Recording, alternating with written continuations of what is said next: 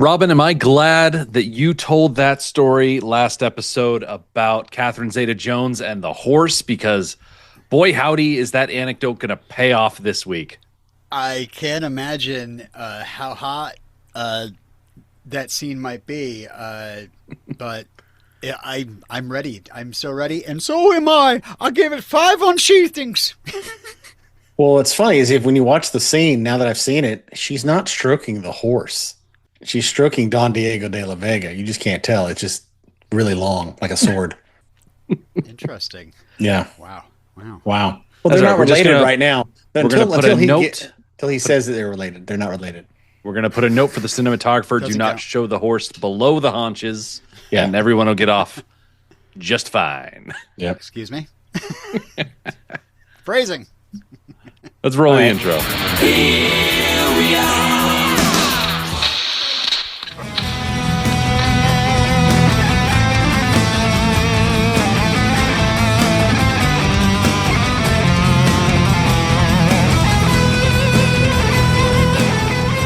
Hello, everyone. Do you know your nanny's name? And if they handed you something in a market, would you take it? Don't know. I'm Jonathan. We'll talk about it today on Sword Boys, Cut by Cut, with my co-hosts. Say your fucking names. Well, you're supposed to. It sounds like you're introducing us. I did. And my You did co-host. say, "Hey, Robin," and you go, "Robin," and I'm like, "Hey, everybody," and then you go, "And Rick," and Rick comes in with a zinger. You know, That's this is how right. we I should am do here this. as well, and we are talking about Cut 6 of The Mask of Zorro. It begins at 1 hour, 20 minutes, 51 seconds, and goes until 1 hour, 36 minutes, 18 seconds, starting with Elena visiting Bernardo in the stables, and ends with Alejandro retreating to the stables to evade Montero's guards. What the fuck is Alejandro doing? Not Alejandro. What the fuck is Don Diego doing? Why is he working on a horse? Why is he doing chores? This is a pretend job you have. You don't actually have to do shit. Well, maybe he just likes taking care of the horse. You know. Well, and, he likes taking care of it, just like his yeah. daughter. Well, you see, I'm assuming, making a lot of assumptions here, obviously, right off the bat, that the Dons and Alejandro have just returned to the hacienda from the little field trip out to the mine. And Bernardo, a.k.a. Don Diego de la Vega, here is waiting for his master to return so that they can ride home.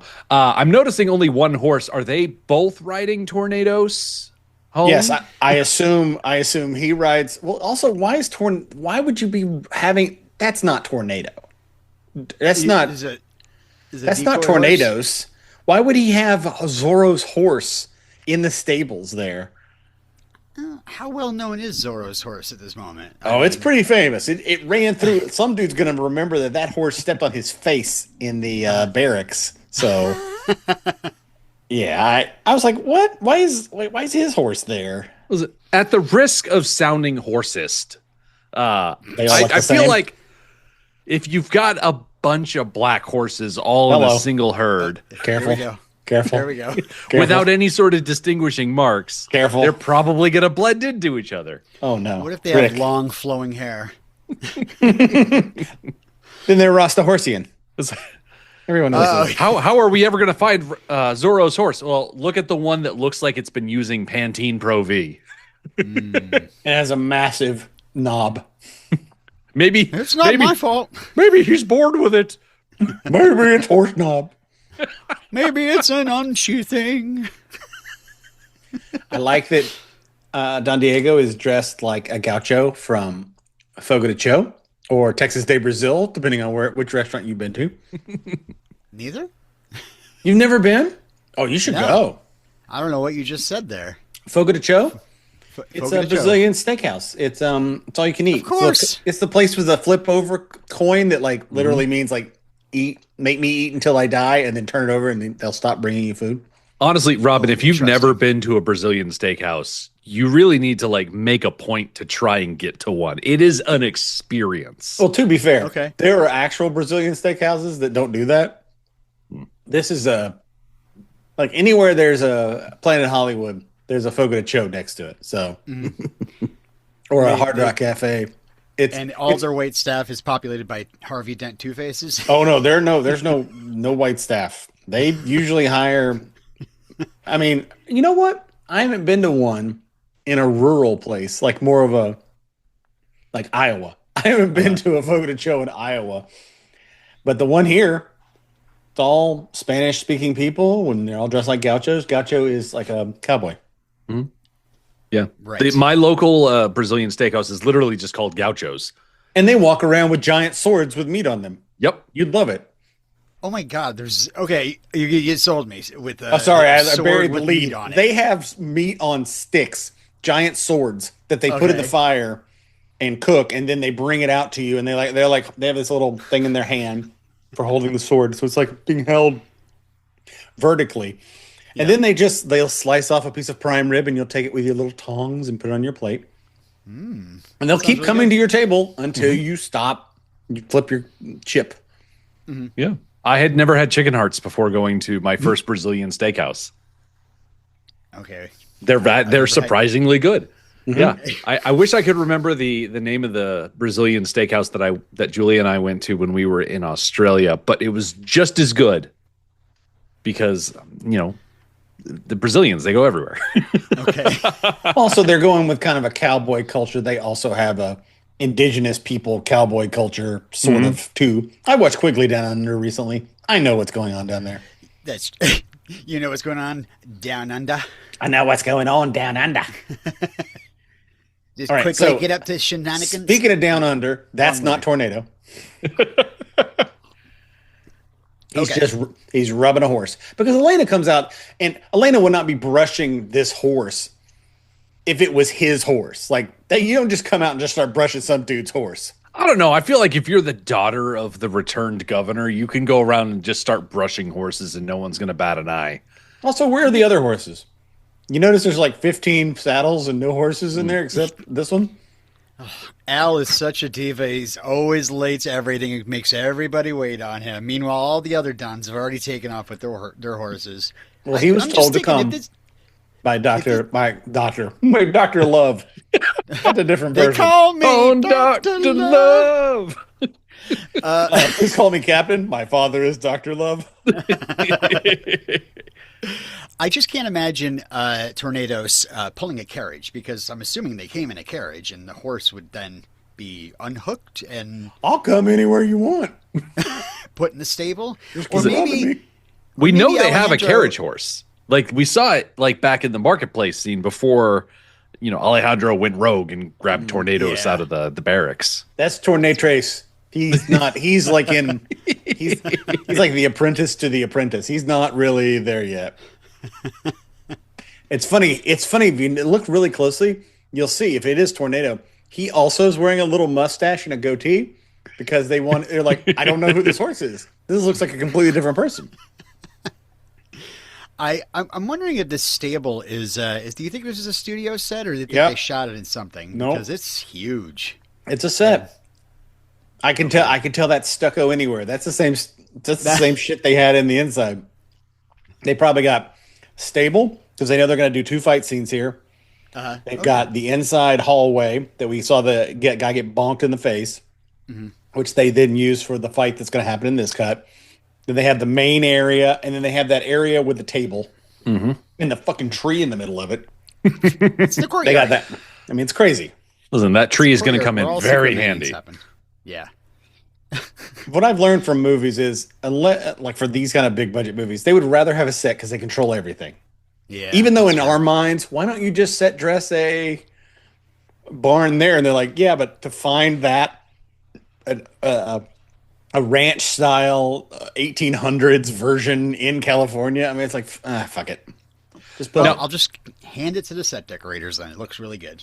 This seems like a good time to bring up.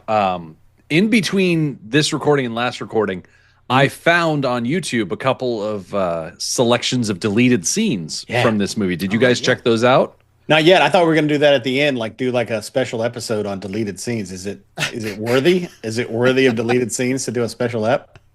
Not really. Oh, okay. I So, no, I wanted didn't to look bring at it it. up because in some of the deleted scenes, we get to see more outside shots of the hacienda. There's like a riding course out back behind it, and at one point we get to see, well, in the deleted scene, you get to see Elena competing against Captain Love in a watermelon chopping competition on Like you do. horseback. Like you do. You know, like you do. Is California known for watermelon? Well, knowing how Captain Love is, I'm glad that they're using watermelons and not just peasants. That's true. Oh, he just puts another Murrieta head up there? Yeah. Keep whacking at it? Bernardo / Don Diego is humming as he brushes, and I actually went back to see if he hummed to Baby Elena in the beginning, but he's just telling her a story. But his wife goes on to say that Elena likes to hear your stories, and he replies, "Oh, it's just the sound of my voice." So I like how this is kind of a callback to somehow, strangely, Elena kind of recognizes her. His voice has an effect on her. Mm-hmm. Yeah, he's humming. I wish I knew what he was actually humming. I wish it was like the Zorro theme song from the old Disney film. Like,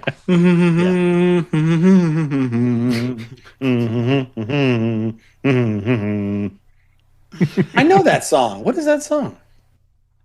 He says he was doing it to soothe the horse because it's high spirited, and I looked up like how music affects horses, and I did find that a UK study showed that horses prefer classical and country over jazz and rock. Well, the one of them's right. Jazz is never comforting. It's always off-putting. I'm certain they just like calm music. Like country really into. Well, country, they like the stories. Yeah. They like a song that tells you something. Yeah. Yeah. Horses, they love old school country, like Jonathan said, that tells a story. They really don't like bro country. They're like, I don't want to hear about pickup trucks and beer. I don't care about that. I do like that song, Save a Horse, Ride a Cowboy. That's a good one. Horses be saved every day. That song is like the Jerry Lewis of songs. It saves everyone. It's raising tons of money for the right cause. Stop riding horses. Al does get a shot from Don Diego that he says like how long you've worked for him, and he says so long it seems interminable, and I was like, God, Hopkins just that word just rolls right off his tongue with no problem at all. Meanwhile, I'm like interminable. Well, he's classically trained in Spain. Yes, like his character. Classic education. Yes, you can tell from his Spanish accent. Mm-hmm.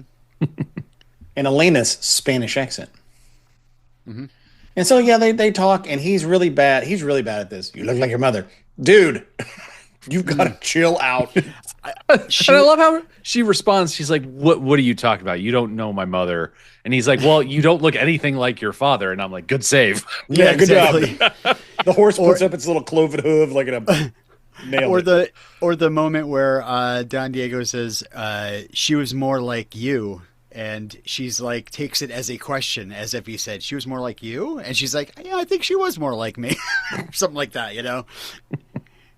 I like that Don Rafael has pretty much invented this backstory of how Esperanza was in life. And I'm sure that from his perspective, being like an outsider pining after this woman, he probably put her up on this pedestal.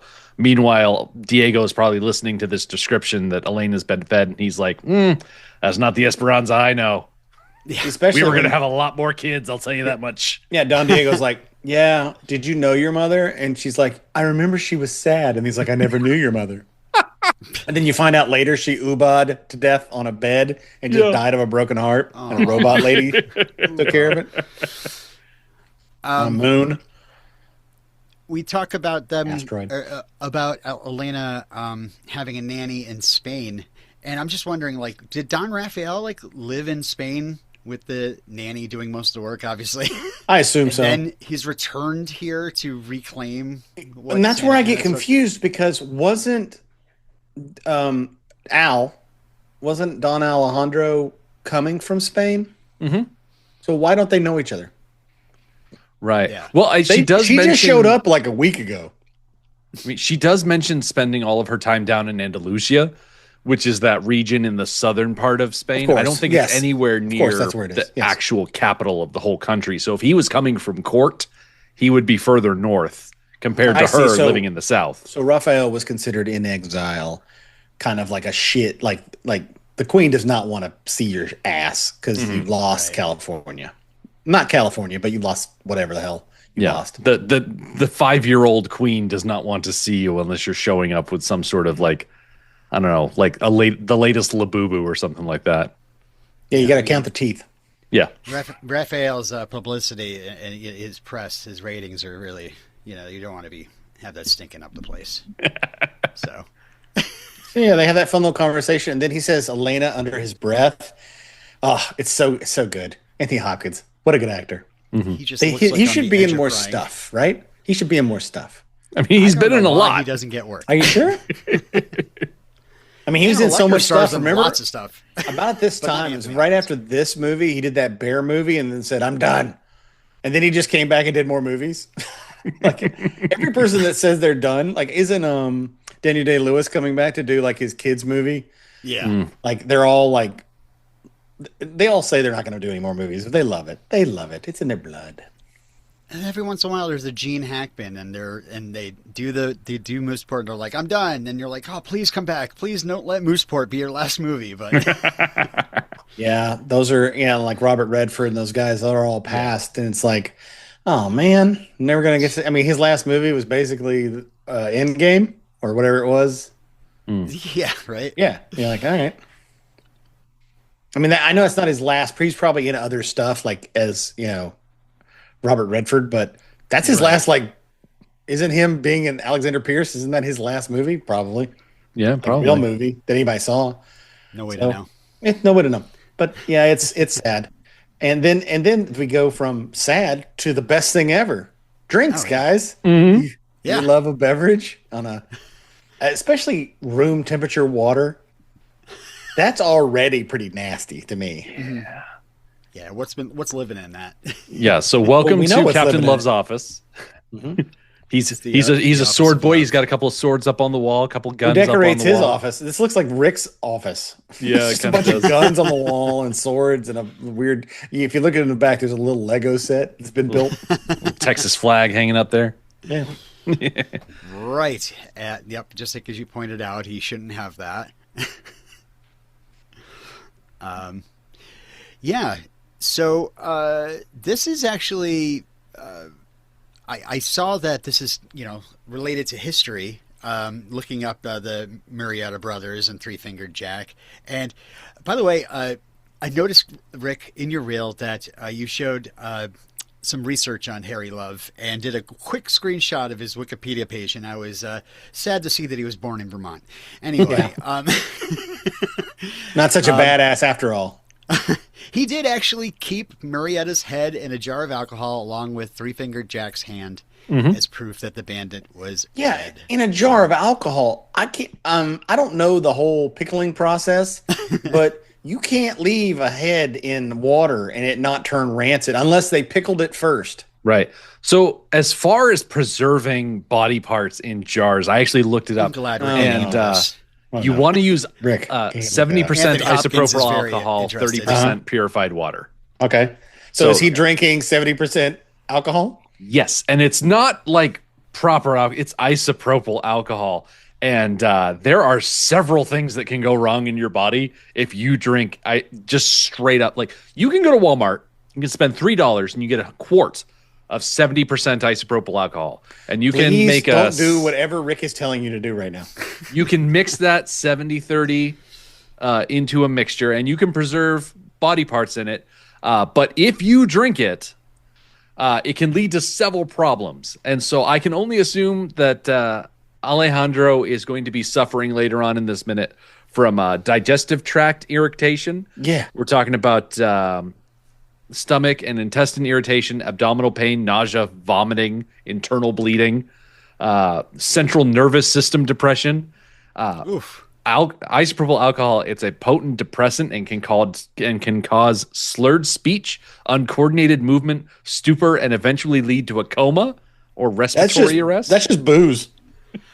Oh, go ahead. It can cause cardiovascular and organ damage, so it's a severe poisoning that can result in dangerously low blood pressure, a rapid heart rate, kidney failure, and permanent organ or brain damage. But when it hurts an organ, just chop that organ off and put it in isopropyl alcohol, and you have a circle of life, man. You'll live forever. Listen, I'm just saying, the fact that this alcohol mixture is coming out of a jar with a head in it is the least of his worries as far as drinking. Like, he should not be drinking it. I don't care if it's like some sort of pissing match that Love is bringing up. Don't drink isopropyl alcohol. Do you think that when Al drinks from it, do you think he can taste his brother's hair? It's kind of moving around in there. Like, waiter, there's a hair in my drink. There's a head in my water. I will say that isopropyl alcohol, like if you put it into like a something with like sea salt, and you put your glass pipe in there, it gets all the resin off really well. You like shake that up. It's try it out, kids. So it works on crack pipes. Is that what you're saying? I wouldn't know, but anything with a sticky green resin, it definitely works with it. Just the finest tobacco products, right? Well, from what I could tell from Three Finger Jack's finger, there's a sticky green resin in that bottle. Oh, yeah. His hand wasn't doing well before. I think this is the healthiest that hand's been. It's being chopped off of his body. It almost feels wrong to not have the metal finger prosthetics still attached to that hand. Yeah. Oh, well, he's worried about lead poisoning. He's not insane. They're talking all around like seeing through the eyes of an enemy. Are they actually talking about like plucking each other's eyes out and looking through the eyeballs? Or are they thinking about plucking the eyeballs out and using their skull as like a face mask and then looking through their eye sockets? We need to figure this out. No comments? Anybody? It could be anything. Could be anything. I tried to look up what Harrison Love was talking about with the Kampa people. Apparently the Kampa people specifically, there's no record of them doing anything that he's talking about. They sued this movie for slander. They're like, I believe how it. dare you? How dare you, sons of bitches? I would believe it. I mean, there's not that many of them. There's only like 25,000 to 100,000 of them left in Peru. And a quarter of them are lawyers. So very litigious people. Very litigious. Many of them run the BBS Sports for CompuServe as well. So give it up to them. No, that's CompuServe. This is CompuServe. CompuServe? They're the Compu. That's their. Yeah, Never but mind. I'll explain my joke to you off the air, okay, Robin? It's with a U. That's why I went to CompuServe. Can this entire thing be a real, Rick? You can't ask for it. Yeah, if you force it like that, it's not the same. Boo. So anyway, he drinks it. He drinks it. He knows, like Love knows he's the Murrieta brother. Yeah, he straight up says, Murrieta you may be Joaquin Murrieta's brother, or you might not be, but I know there's something fishy about you. Yeah. And then he breaks his walking stick on the way out because he's so pissed because he just drank his brother's hair. So his Joaquin stick. Oh my God! You win. You win the podcast. Listen, he just had to he had to finally let his brother leave his brother behind. Well, that's what's funny. It wasn't a stick. It was one of the femurs that Captain Love had left in the. It was also like a doorstop. Like if you look around, there's like knuckle bones and weird shit just all over the office. I just can't believe Harrison offered him head. Anyway, and fingers. Very forward. 3. Oh. Yeah. Well, that's how you know fingers. All 3 of those are in the stink. In case you're wondering. Well, that's how you know Harrison Love is a bad bartender because there was so much head in that drink. Mm-hmm. You can't serve that to somebody. You got to either blow on it or wet your finger and stick it in there. Yeah. Such a pain in the ass. If you want to put a head in a drink, you got to kind of hold the big jar sideways. Right. Just plunk it in. And then pour your isopropyl alcohol. A lot of times you got to bend the nose bowl to the side before you do it, and then you got to put them in, and then you got to push the ears in because those always get caught on the lip of the jar you put them in. Then again, you could kind of like take the head apart and reassemble it like a ship in a bottle. Oh, okay. Yeah, just kind of put it in jawbone first. You're real into the bones part, aren't you? I love Bones. David Boreanaz, Emily Deschanel. That's a great show. Team. Great show. Not a sword on it. Nope. Nope. So anyway, they go to the market. Yeah. So Elena had this weird deja vu type of situation in the stable. So now she's walking through the market to clear her head, spend time among the common folk. And who should she run into but her actual old nanny, who literally like grabs her on the street. Yeah. And then does a Batman move and gives it. She turns away and then she's gone and she moves somewhere else. When Nanny does that. Our nanny's so fast. God. Can I ask a really, really obvious question? Elena grew up in Spain. Yeah. Why does she need a translator? Great question. Because this nanny is not speaking Spanish. Oh. She is speaking Nahuatl, which is a language that has been spoken in central Mexico since the 7th century AD. Yeah, it was Robin. the primary language of the Mexica people who dominated what is now modern-day Mexico.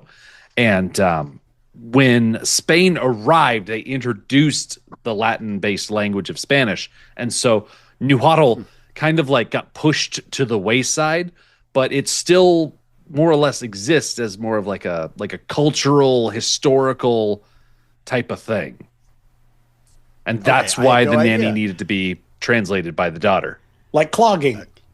Yeah. It's a vocal clog. Clogging is not useful, pretty, interesting, but people still learn it and they do it. Don't know why. There's better dancing moves. I just can't believe this movie is with Nahuatl. Watto would be great in this. Hey. Oh, I mean, they're in the market and everything. I mean, yeah. I mean, it kind of looks like Tatooine. Let's be honest. You just look in the background at some big weird, like, looking shit monster who's walking by. And you're like, whoa, didn't see that coming. So yeah, she tells him, you know, well, first she hands her this thing, the rag, and then it's like, no, I took care of you when you were a baby. She's like, no, I'm from Spain. Your mom's insane. or grandmother, I don't know, is insane. And she's like, no, grandma. And then she's like, okay, grandma. Let's get you back. Grandma. Yeah.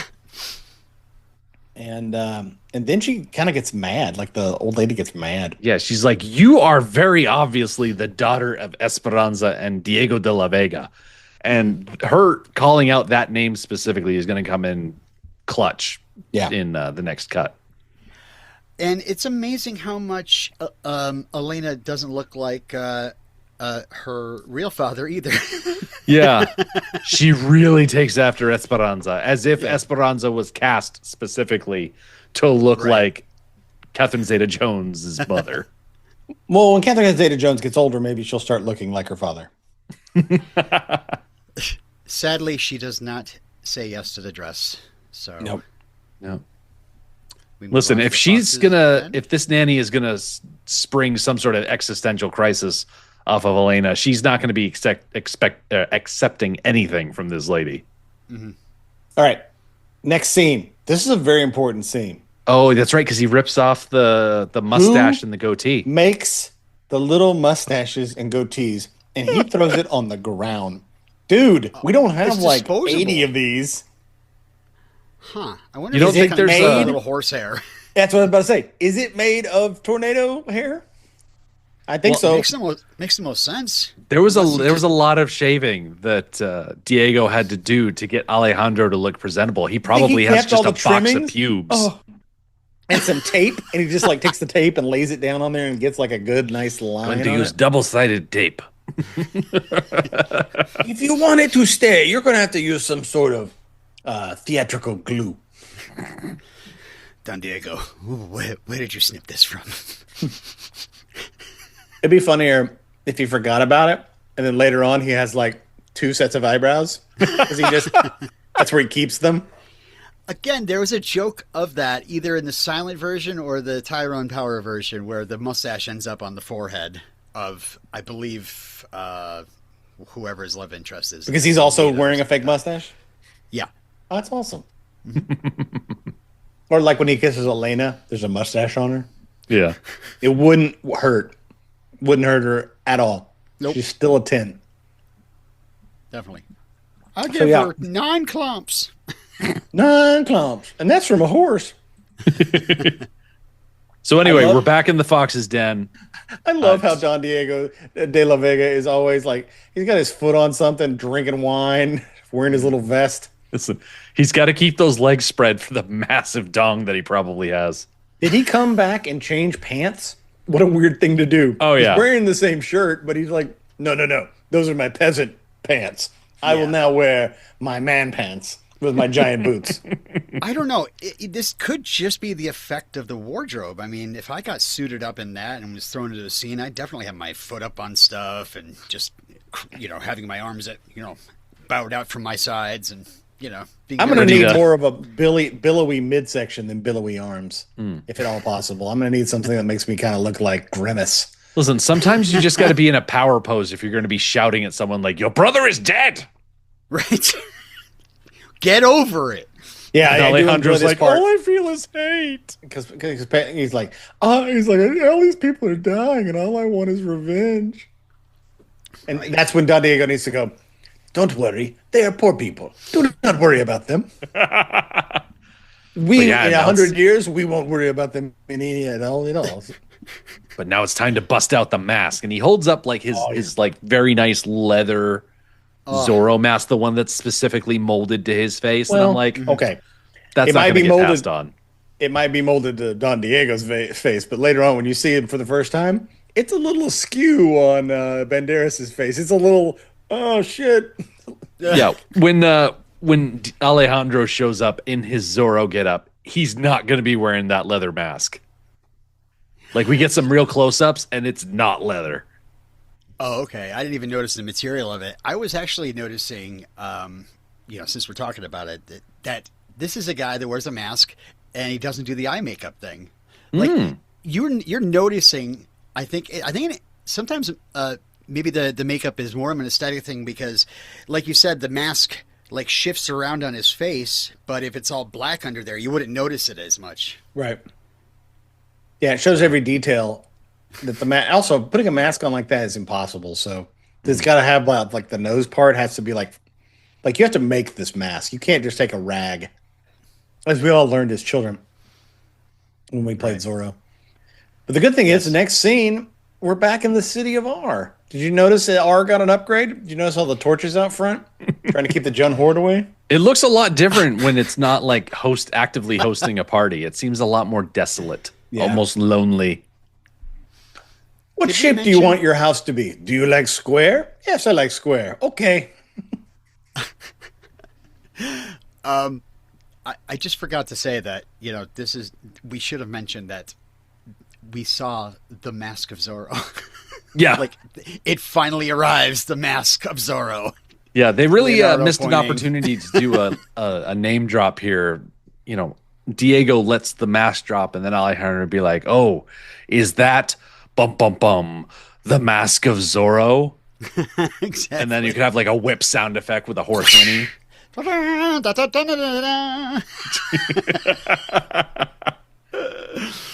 But no, we've got to go back to the hacienda. I really wanted a funnier scene where he holds out the mask and he's like, the mask. He's like, and he goes to grab it. He's like, no, this one's still mine. He throws him like his own, hands him another one that's like not cut out. You're like, you have to cut out the eye holes yourself. Otherwise it's all fucked up and it'll look weird. Trust me. More like, no, this is my mask. Yours is on the floor. Yes, it's cut up. But it's part of being Zorro to sew your own mask, you see. See, this is another deleted montage. First, you have to lay it on your face, and then you got to take chalk and figure out where your eyeballs are, and then you have to go in and you have to cut it. It's really hard to start the hole for a mask. Look, this is the last part of your training.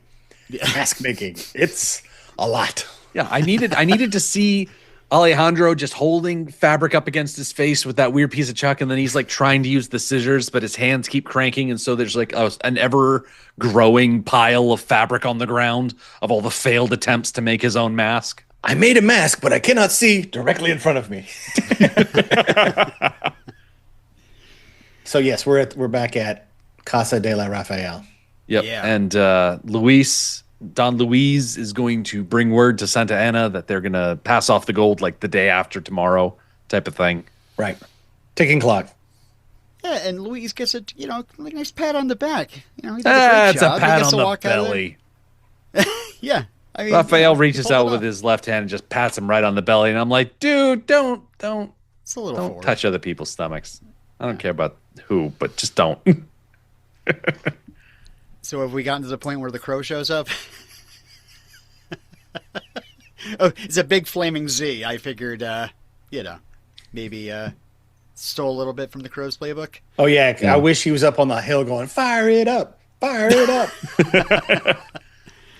Yeah, what was really funny is who played the journalist in the Daredevil movie? Joey Pants. So out on the hillside, Joey Pantoliano walked up and he saw Anthony Hopkins there. He's like, "Hey, Tony, what you got going here?" And then Tony's like, "Oh, it's a surprise." And then Joey Pants threw a cigarette on the ground, and the Z lit up, and it was, look at that. In his glasses. And then Devil he's like, of Hell's "Look, Kitchen." it's the mark of Zorro." He's like, "No, it's the mask of Zorro." The mark is with Tyrone. 1940. We must talk about the mask. So they run back in. The soldiers are sent out, and of course, Luff's he's hate a micromanager. The dude's like, Don Raphael's like, "You send out people and double the guards." Yes. Shut up. and then I've never seen anyone do this, but someone uses kind of like a charcuterie board. Zorro kind of stabs the map sitting in the folder and kind of pulls it up to him. Well, now the map has a hole in it, asshole.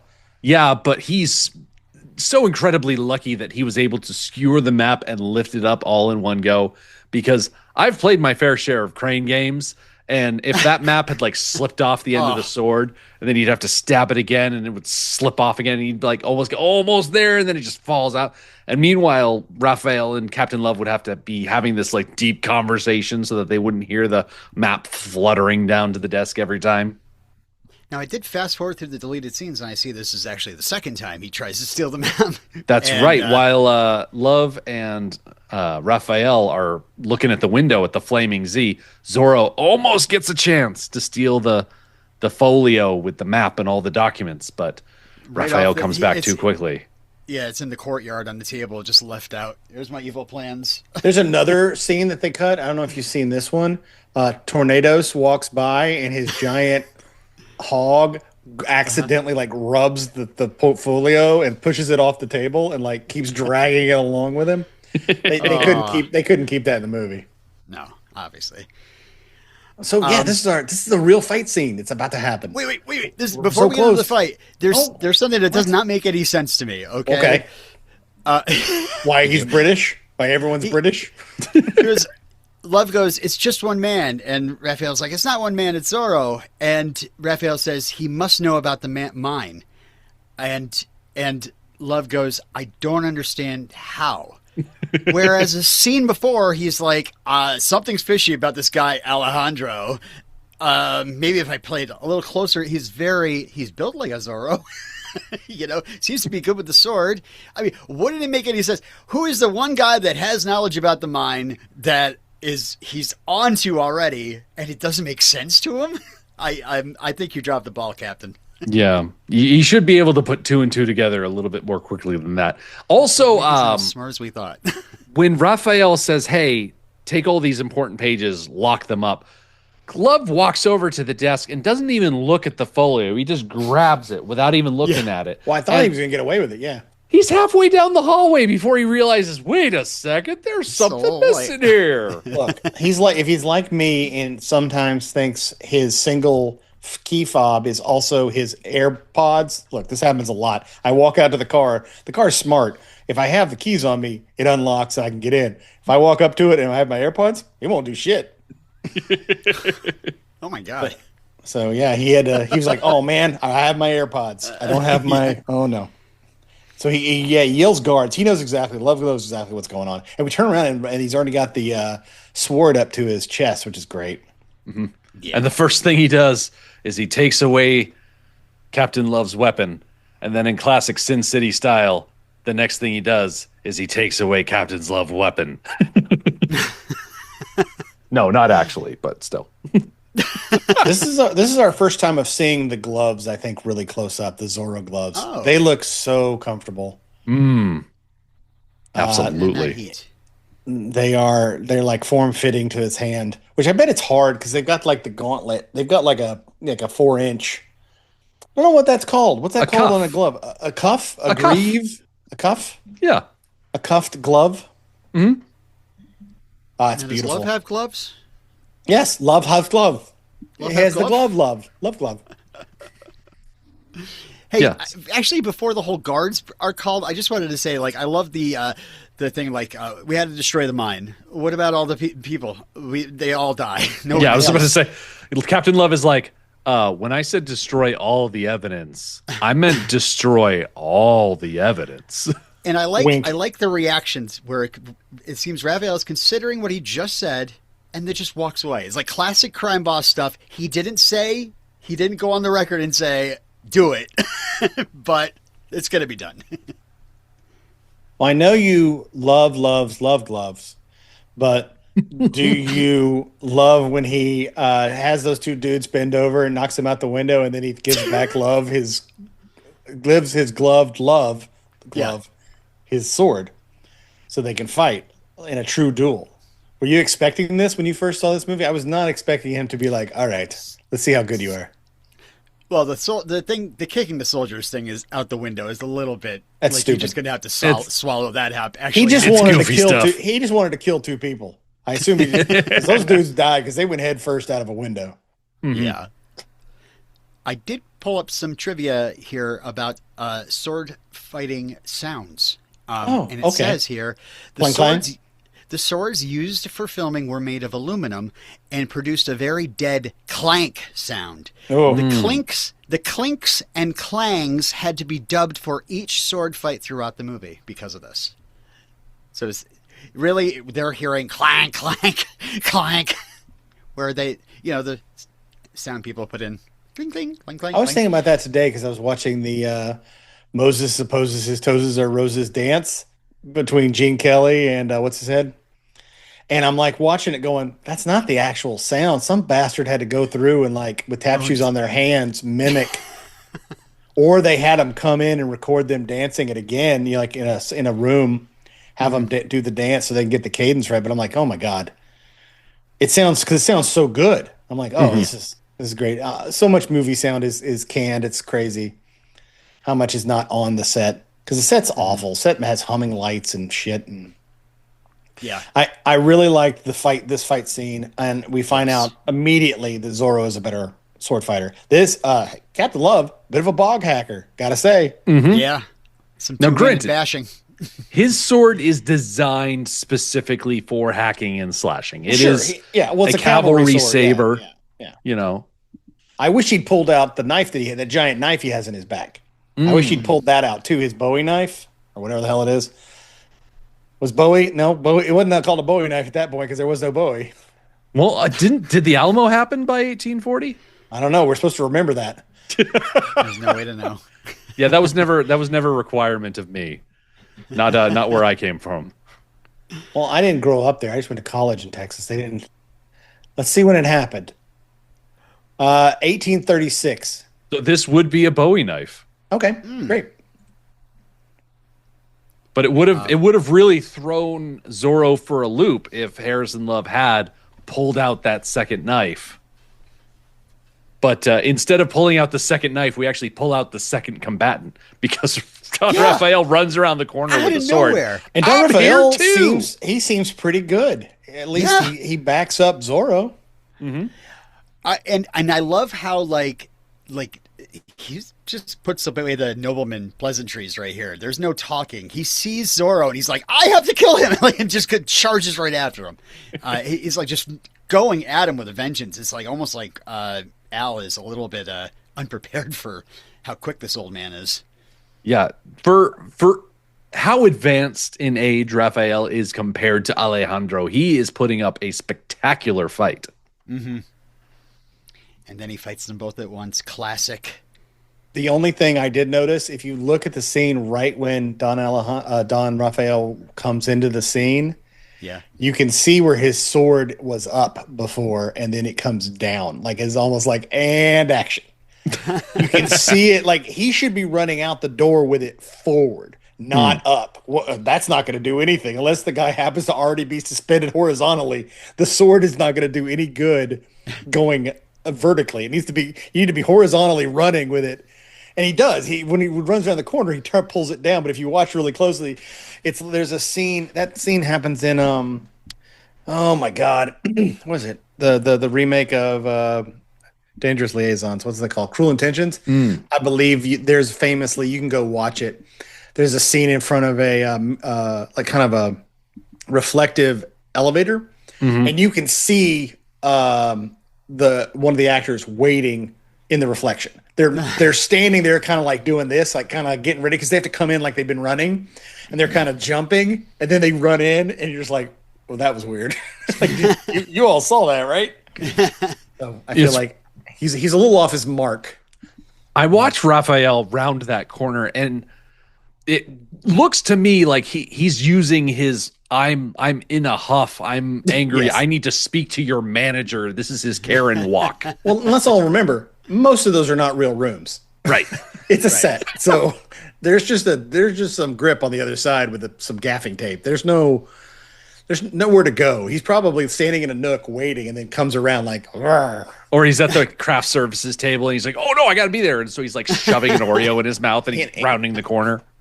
You'll also didn't notice in the scenes, Nanny McPhee is hiding behind the wall in the back of the hallway. This is Somebody something will only get for that. our patrons. Yeah. You'll get that joke because there's a Nanny McPhee secretly in Clash of Titans. Clash of the Titans. You got to go listen to our Patreon. And that's the kind of stuff that you get when you pay the extra $2 a month. Oh yeah, totally worth it.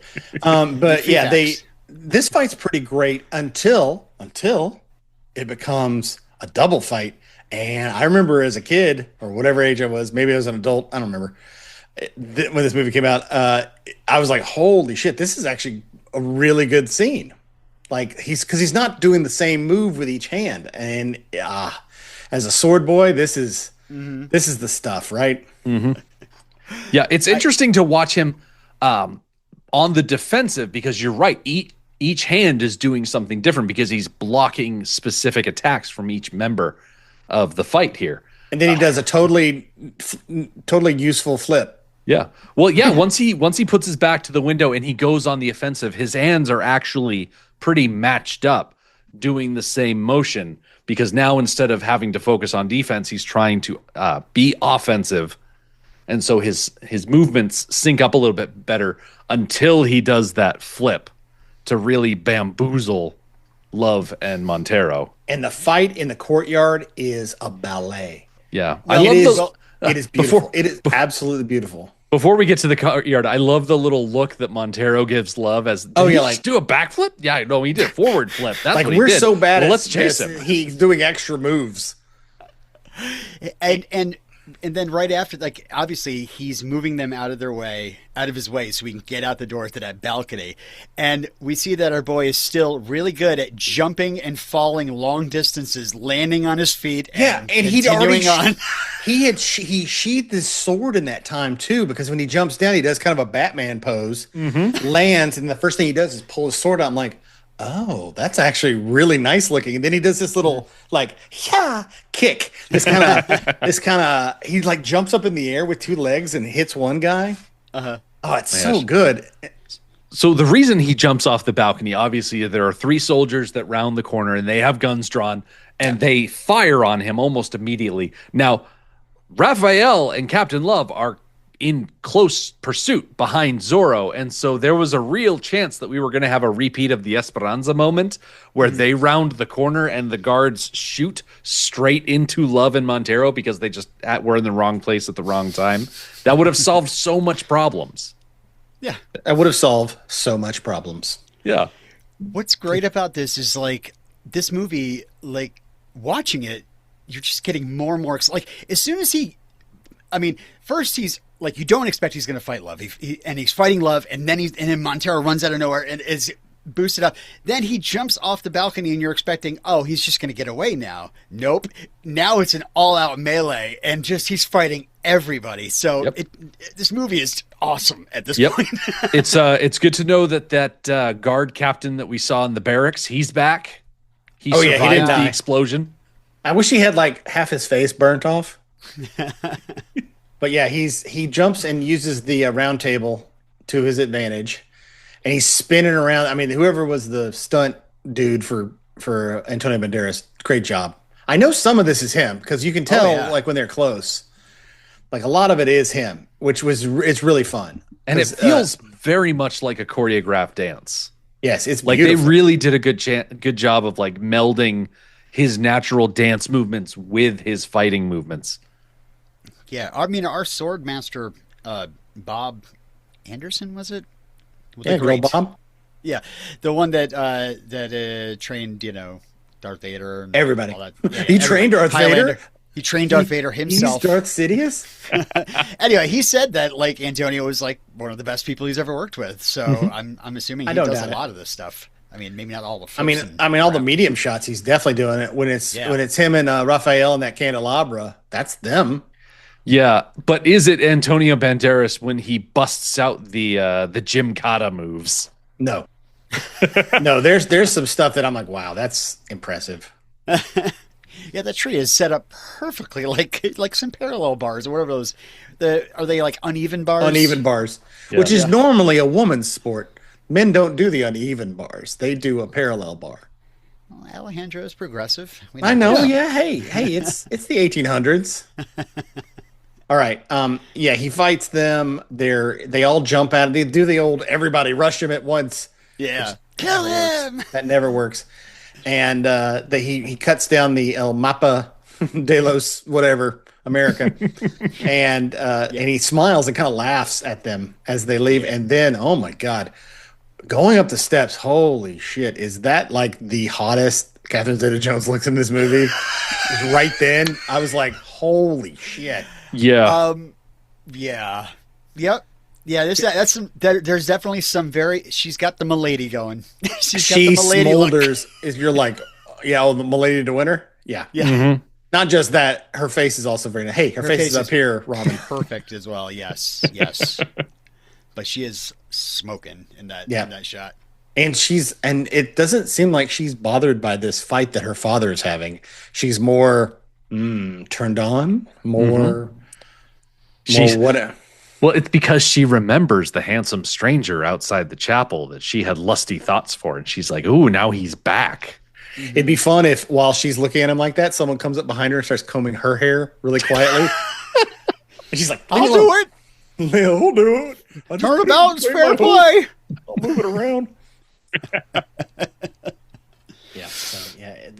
Then he runs to the whatever it's called, the stables, and that'll be the end of the cut because we'll get another fight. I thought this fight was much earlier in the movie. It's at the end of the movie almost. I mean, yeah, we are what 2/3 of the way through, right? Yeah, we're 30 minutes away from the end of the movie. Mm-hmm. Yeah, a lot of important stuff is coming up very quickly. I do appreciate that we start and end this cut in, more or less in the stables. It's like a full circle moment. Oh yeah, of course. It is. And would it be great if Don Diego's just there looking on the horse still? Why are you here? No, he's having did you see that he's like crazed out there when he lights up the Z, Yeah. Oh, yeah. He's very happy that this is disturbing Raphael. I imagine that Don Diego never got a chance to really feed the firebug itch. Yeah. And this is like his one. Arson is such a tantalizing drug. I wanted him to be. He actually put the Z on that one, and they run all the guards go out to that one mountain, and then on the other mountain he puts an O. And they're like, oh shit! They go running to that one, and he puts an R, and then like, I gotta go back, son of a bitch. It's huge. I mean, it honestly looks like when you first look at it, it looks like it's floating in the air. Yeah, but it's on like this gigantic hillside. Who knows how they did that? But hey, fire, they did it. Gasoline. Somebody was very happy that they got to. Well, they also had to make sure it stayed lit. Mm-hmm. Yeah. Oh man, that'd be fun. What a great job, pyrotechnic bullshit on movies. But all right, well, what happens in our next outing, Rick? Yeah, we're going off into this building, and people need to stay tuned because next time, Zorro's escape is blocked by Elena and the two crossed swords. With Elena left flustered in the stable, Zorro escapes to the forest and finds his trusty steed, allowing him to subdue and evade Montero's soldiers. Back at the Fox's Den, Diego announces that he's going to confront Montero and reclaim Elena. While he's able to infiltrate the hacienda, Diego is apprehended and thrown in the wine cellar. Rafael Montero, you are not the father, in cut 7 of The Mask of Zorro. Nice. Nice. Yeah, Yes. we get the best fight in this movie, arguably. Oh, and At the top of next cut. It's the sexy music too. It's the sexy salsa or whatever. Yeah. That's Like so good. there are a lot of good fights in this movie, but the one in cut 7, chef's kiss. I mean, it's the one that brought people into the theaters. So Yeah. that was featured in the trailer, and Yeah. we'll talk about it. Yep. Yep. So see you in 2 weeks. Look at our Patreon, patreon.com/swordboys for any extra stuff you want. We've got Clash of the Titans is out. You can go listen to that. And Not the good one. That's Maybe a it's good a one. good one. Depends who you ask. Hugh. It depends who you ask. So yeah, well done, Hugh. We'll see you in 2 weeks then. I've been Jonathan. Clang clang. Cling clang! I thought you said Happy Jonathan. Click clank. Happy Jonathan. Happy Jonathan.